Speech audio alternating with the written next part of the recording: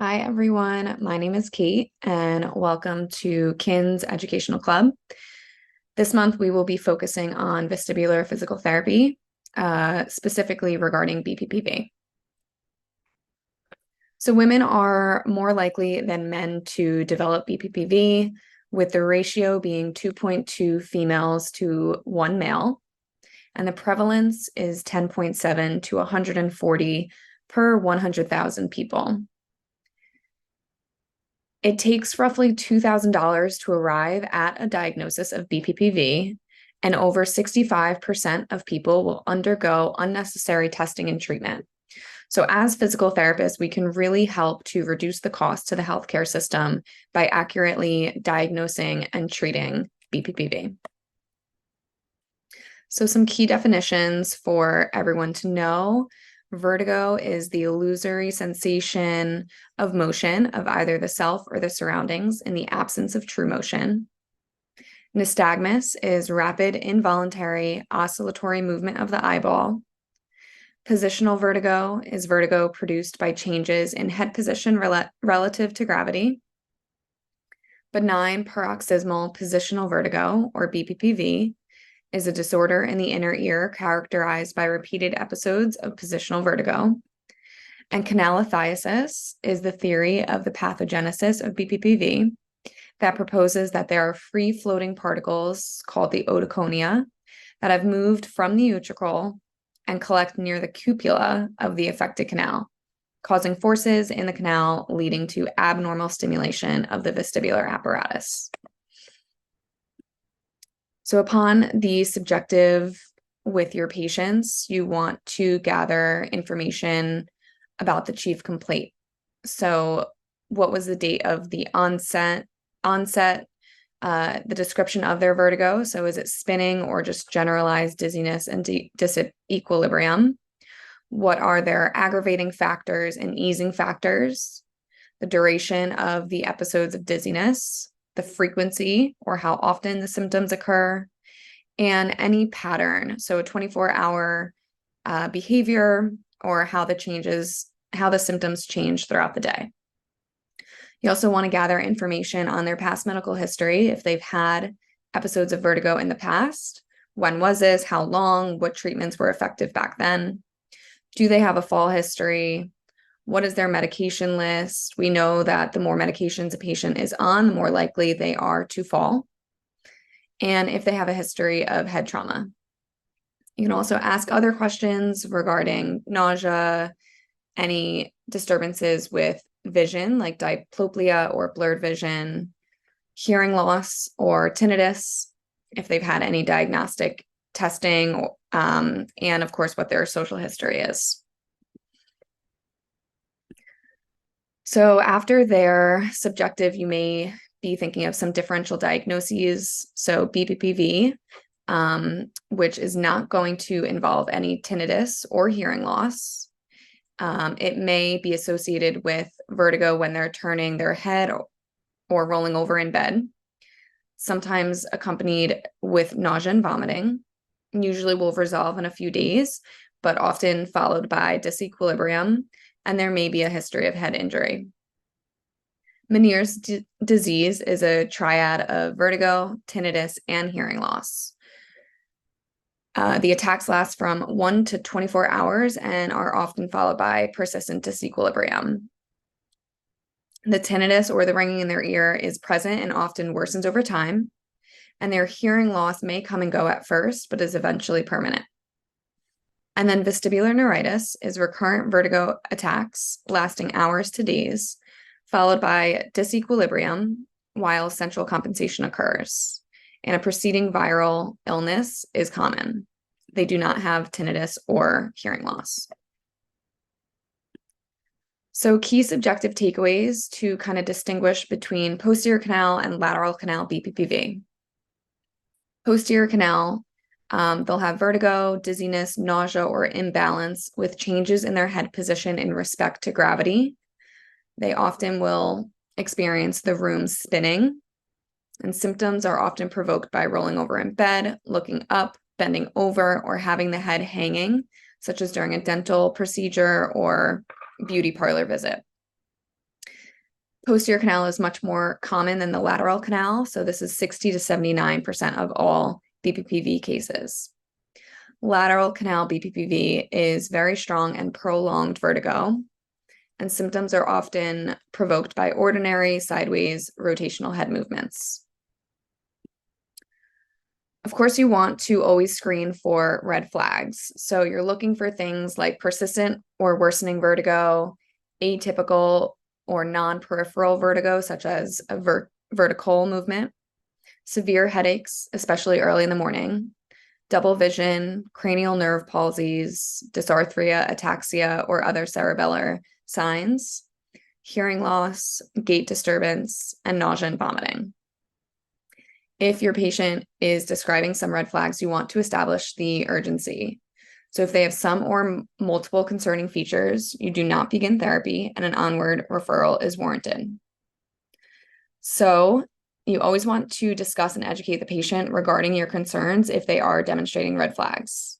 If they have some red flags, advise the patient that you are going to refer them back to their physician.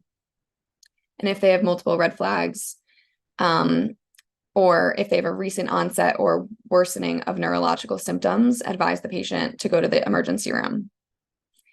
As always, contact the referring provider detailing the red flags and your concern. Document your concerns and analysis with the full onward referral plan in the notes and fax this to the referring physician. And document any communication with the physician and the patient in the comm logs on Dr. Chrono if this is outside of a typical visit note. Upon objective testing, there are some musts that we should do. These include testing for orthostatic hypotension, screening for cranial nerve function. So you can do that by asking questions about their vision and swallowing. You can do the Babinski, other dermatomes, myotomes, and deep tendon reflexes. And then you can also test for the smooth pursuit test, saccadic movements, head thrust test, the Dix-Hallpike, the head roll test, and gait and balance assessments. So the smooth pursuit test, you're going to instruct the patient to keep the head still. Ask the patient to follow your finger or a pen while you move the finger or pen 30 degrees to the left, 30 degrees to the right, up and down. You're going to pause in each direction, observing for nystagmus. And of course, if they demonstrate that, you're going to note the direction in your notes. Ideally, you're looking for smooth conjugate eye movement, and an abnormal response would be jerky or saccadic eye movement. Getting into the diagnosis and treatment for posterior canal BPPV. The Dix-Hallpike maneuver is the gold standard test for diagnostic purposes. You'll start the patient seated, upright, and you'll bring their body into a supine position with their head turned 45 degrees to one side and their neck extended 20 degrees with the affected ear down.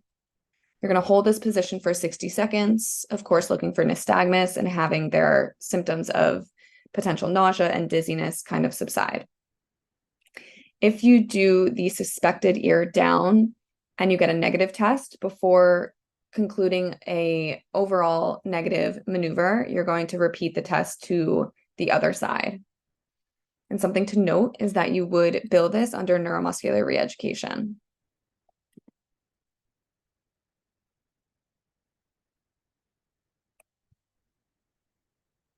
The canal repositioning procedure for posterior canal BPPV is the Epley maneuver. So the patient is placed in an upright position with the head turned 45 degrees toward the affected ear. The patient is rapidly laid back to the supine head hanging position of 20 degrees, which is maintained for 30 seconds. Next, the head is turned 90 degrees toward the unaffected side and held for another 30 seconds.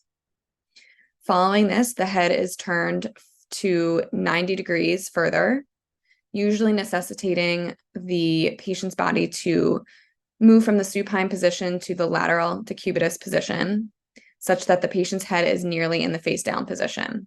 This again is held for 30 seconds. And then the patient is then brought up to a upright seated position.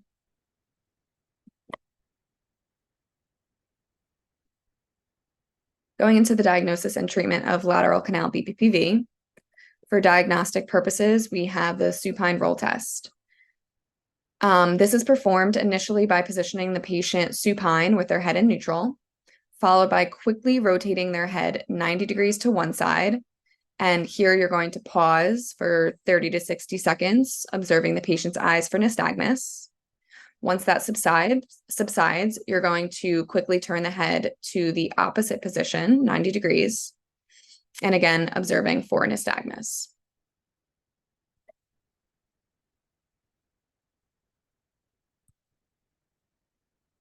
The canal repositioning procedure is the Lempert roll. So you're going to start the patient supine, turn their head to the involved side, turn their head then to the uninvolved side, roll to the unaffected side, and then keep rolling in the same direction until they're nose down or prone. You'll complete the final roll and return them to sitting. In each position, again, you're going to pause and look for nystagmus. We have some other PT treatment techniques that we can do to help patients who are experiencing vertigo.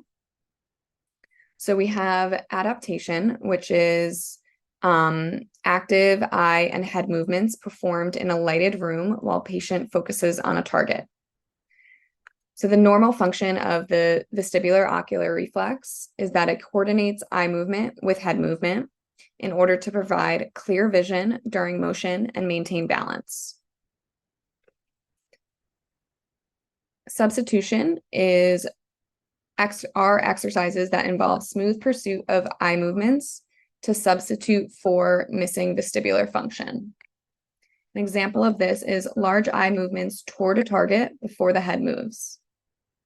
And lastly, habituation are exercises that focus on reducing vestibular symptoms through repeated systematic exposure to specific stimuli that evoke dizziness.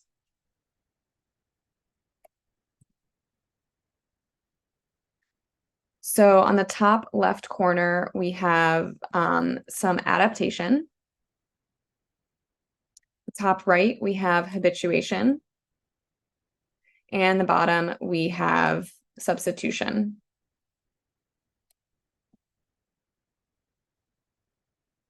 So that is all that we have for you guys today. If you have any questions or ever need to reach out to one of us via Chanty regarding a patient who you suspect has BPPV, please feel free.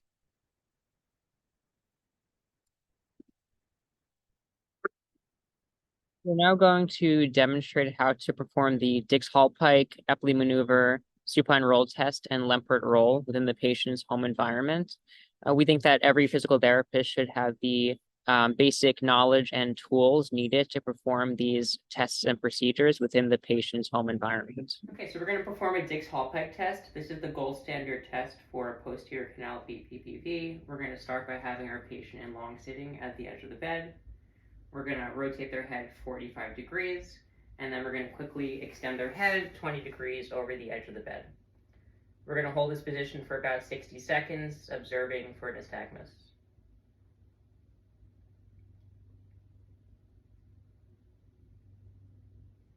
After the 60 seconds is up, we're going to assist our patient back into long sitting on the bed. If the test was negative, we're going to repeat on the Epley maneuver. We're going to have the patient again in long sitting at the edge of the bed. We are going to turn their head 45 degrees towards the affected side, and we're going to again lower them down into 20 degrees of extension over the edge of the bed. We're going to hold this position for, again, 60 seconds.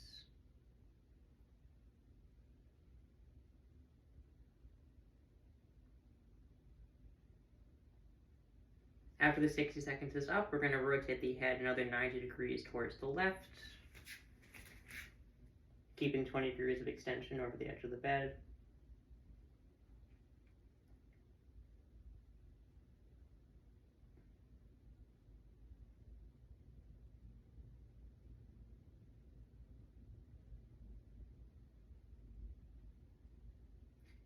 And then we're going to rotate the head another 90 degrees towards the left. I'm going to have my patient bend their right knee.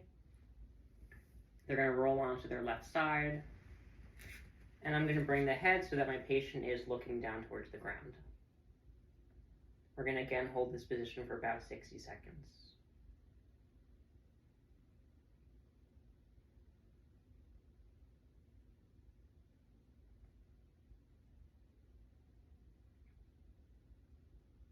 After the 60 seconds is up, we're going to assist our patient back up into long sitting position on the bed. Perform a supine roll test to assess for lateral canal BPPV. We're going to have our patient long sitting on the bed, and we're going to lower them down into the supine position, maintaining 30 degrees of cervical flexion. We're going to quickly rotate their head 90 degrees to the right, observing the eyes for nystagmus and holding this position for about 30 seconds. And then we're going to rotate the head quickly 90 degrees to the left.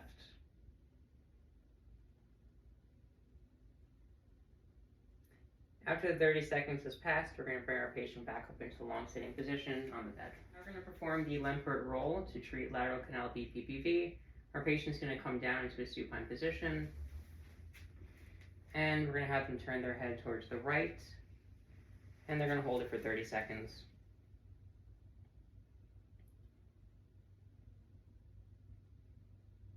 After 30 seconds has passed, they're going to roll back into the supine position.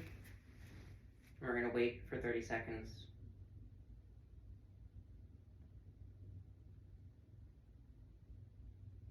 After 30 seconds has passed, the patient's going to roll onto their left-hand side. And we're going to wait again for 30 seconds.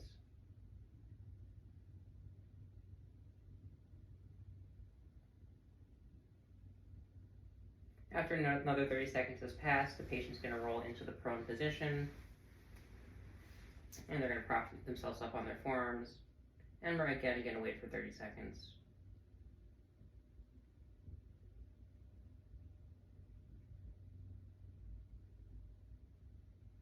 After another 30 seconds have passed, patient's going to roll onto their left-hand side. Again, we're going to wait for 30 seconds.